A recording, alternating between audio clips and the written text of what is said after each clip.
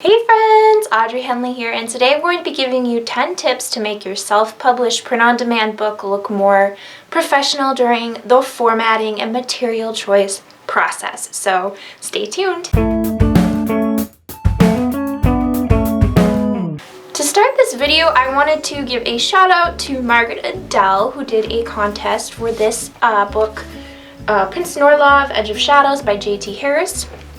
It's a self-published book, and I haven't got a chance to read it yet, but from the first few pages I'm really excited to dig a little deeper into the story. But the thing I noticed about the book right away was that I really loved how it was formatted, and I tend to take notice of this when I pick up self-published books because I work at production at a traditional publisher, and so I just know how books tend to be formatted. So any formatting errors or failures to fit into publishing snobbery, I noticed them right away. This book, I thought, did an excellent job of being well formatted, easy to read, and it tended to stick to a lot of traditional publishing's tendencies. So I'm going to be using it as a bit of a poster child for self-published works, but you know, it's definitely not perfect. There are some things this book does that I wouldn't personally do, but it all felt like choices rather than just throw in text on a page and hoping for the best, which is what you see in some books. So really excited to delve in. Okay, my first tip is to pick cream stock. Stock is another word for paper. I've talked about this before on this channel, and there are two kinds. There's white stock and cream stock when you're going for POD. So this is either with Ingram or Kindle digital printing. You just have two stock choices. It's white stock or cream stock. Why do I recommend picking the cream stock? For a couple of reasons. First, I think it's a bit more opaque. I've tended to work with a lot of POD books. I actually convert books from traditional printing presses to print on demand as part of a traditional publisher. That is something traditional publishers will do as well, especially for books that, you know, are older. Maybe they've been with us at the publisher for, you know, years and years, and it's either going out of print or putting it on print on demand. That's often the driving choice. So anyway, I've worked a lot with print-on-demand books, and so I know the two stocks pretty well, and I've converted books to be print-on-demand. I know that the natural stock, or they'd call it cream stock probably on the drop-down menu on the site, tends to be a little more opaque, which means it's harder to see through it. It also has, in my opinion, a better texture. I think the white stock is very printer papery. It's like almost too smooth, whereas the cream stock it's still pretty smooth. It just feels a little bit more like you're used to with book paper. And just the coloring, I think, is a little easier on the eyes. I use Flux, which is like a color correction software for your computer, because I think the blue light on most computer screens is too strong, so I use it on every computer I have. It's sort of like that in book form. It's a little easier on the eyes. It's not this bright white thing, and it doesn't look like printer paper. It's sort of like when you have a resume and you print it out on like cream stock because it's fancier and it'll stick out. It's kind of the same reason for books. The final reason to pick cream instead of the white stock is that snobbery reasons. I think the bright white stock on Kindle printing is kind of a giveaway sometimes, but there is that cream option too. And I think, you know, at like my publisher, we tend to go with natural stock more often.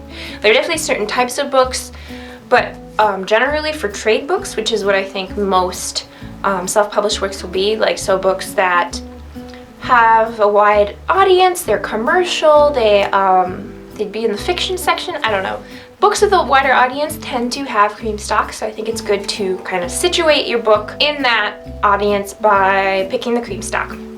And since you only have two options, it's a good way to go. And if you want to look at the difference, I would really recommend picking up some self-published books that you happen to know are print on demand. And again, I said this in a previous video, but you can tell by the barcode on the very last page, that means it's print on demand. And if you're lucky enough to have somewhere where people are selling their books, Anyway, look for that and try to look at the different paper stocks for yourself and make a educated decision. But I just think it's cool to know the different choices and the biases that readers tend to have with them. And as far as my opinion goes, I say go for the cream stock. And number 2, for having a more professional looking self-published print-on-demand book, is to pick the matte coating. So there's 2 kinds again. It's matte coating or it's glossy coating. And matte coating looks more professional to me. Like glossy looks, I don't know what to say, like it looks like a textbook, or like, I don't know. This really is a subjective one, I think, whereas I had like good reasons for the cream. I think picking matte stock, I just see it more on trade books, and I see it more with fiction. And I think glossy stocks are kind of more, or sorry, glossy coatings on the cover are much more common with nonfiction. So like using this book again, it has a matte coating. And this book, which is obviously nonfiction, has a glossy coating. So you can see the light reflecting off there. Oh, I know how to read. I know which side is up. Matte coating, just, these want more people in traditional publishing. It's more in vogue right now, and in 10 years it could be glossy again. But in my opinion, I say go with the matte coating. That is my suggestion. Tip number 3 for making your self-published print-on-demand book look more professional is to have bleeds. So what the heck are bleeds? It sounds really murdery and stabby. It's nothing that bad. This is a little bit about the printing process, but every single book you have to cut off some excess paper to create the actual book. So it's like these pages are cut, you know? And what bleeds are is design that extends past what's actually going to be in the print book, and that gets cut off, thus the bleeds. And this book does have bleeds, so it's actually on like every page number. But you see this little gray design there and how it goes all the way to the edge of the page. Anything that goes to the edge of the page, when you're designing the file, you have to have like 1/8 of an inch on the edge for the printer to be able to cut off. Because otherwise what happens if you try to design a file and you don't have that extra 1/8 of an inch of design extending past what's actually going to be in the print book, when you do that, printers aren't actually that precise, and so you'll get white lines and it won't actually extend all the way to the end of the page. If you have prepared your files correctly or had someone prepare files for you and they have bleeds, it's kind of a sign that you know how to design books, and it just looks nice to have elements that go past the page. Like I showed you that page number system, it just looks really nice with the design extending all the way off the page. So something to keep in mind is it's really cool to have elements that bleed, and it doesn't have to be like a design like that. I've seen a lot of books, so it isn't the case with this one, but I'll just show you what they did here. So it's black background, right, and they have white letters. Sometimes publishers will have a page where it's completely black and they'll have white lettering. But for the whole page to be completely black, again, you have to design the PDF so that part of it can get cut off by the printer. And so just having those elements shows that you know how book design works, and it also just looks nice to have pages that are different colors. You can have really fun design elements. You can do a picture that fills the whole page. So many cool things you can do with bleeds. So I definitely recommend looking into design elements that bleed off the page. Tip number 4 is to consider little design motifs. So this book has a very clear design motif. It's got this little wolf guy here. And on the back he's there too. And then he's there on the front page. I think this is like the wolf's crown, but it's a similar design motif there used at the page numbers. So it's very consistent throughout the entire book, and it's on the cover, it's on the pages, and it just looks nice and consistent, and it looks like there's a lot of thought put into the design. So I really highly recommend considering that when designing a book. And bonus tip, if you can incorporate your cover design on the pages somehow, that's really cool, because it's sort of ties the whole book together and makes it feel cohesive and well thought out and designed as a package rather than as like someone did the cover and someone did the interior and whatever. Even if it is that way, you can always provide, like, so you're hiring a typesetter, you can provide them with a little motif that your cover designer picked out. Tip number 5 is obvious, but go for a professional cover designer, and this is my number 1 tip and probably the best way to get your book noticed. Your front cover of your book is your best marketing tool, is what people see on Amazon, and if you have a really professional looking book cover, that is what draws readers to you. People really do pick books based on the cover. Go for the best cover designer you can find and afford. If you can't afford anything else for your book, I recommend getting someone to design at least the front cover. I'm probably going to do a video in the future about how to lay out book covers. What might be a good option for some people is perhaps having someone design like the front cover and then designing the spine and the back cover yourself. That way you can really get that, you know, pay for the extra dollar to get a really nice looking cover design and maybe buy some really stock imagery that's really pretty or a super cool font. I would really recommend splurging on that stuff and perhaps learning how to design the rest of the cover yourself. I can see that as being an option as a way of saving money to make sure you really have that splashy front cover design. That's a future video, but just wanted to reiterate, really go all out for your front cover. It is the number 1 thing that is going to sell your book. Number 6, For the Love of Narwhals, buy a font. You actually, a lot of people don't realize this, but you do have to buy fonts to print them. Fonts are created by foundries and they actually own the rights to those fonts. And so when you go in Microsoft Word and there are all these nice fonts, those are a limited number that they have licensed for use in Microsoft Word and for like personal use. But you can't use those fonts in your book. When you go into InDesign or any other book design program, you're going to have to actually buy fonts to have them printed in your book. And there are free fonts available in the world. They exist. You know, I remember in middle school I would go on to font.com and just go crazy with flowery fonts, but those fonts are not well designed, and I guarantee you they will look weird with some words and have strange spacing between words, kerning. So you really want to go out there and buy a quality font, and some classics are Adobe Garamond, Georgia. Don't do Times New Roman, too common. But there are definitely some tried and true. Oh, Bembo is probably my favorite right now. I really like Bembo. Do some research about commonly used fonts used in books. Pick one that fits the aesthetic of your book and your story. Buy that font.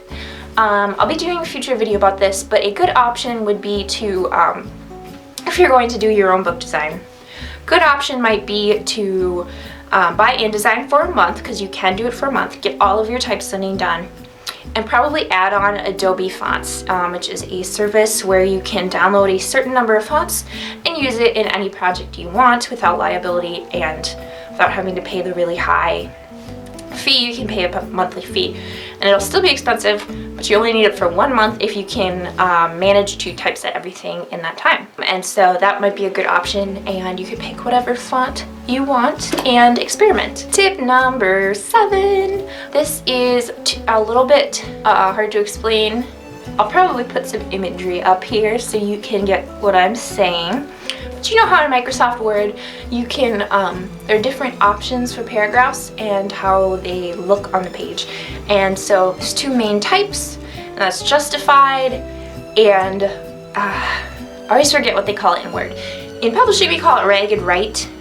For books you want to justify, you want to left justify.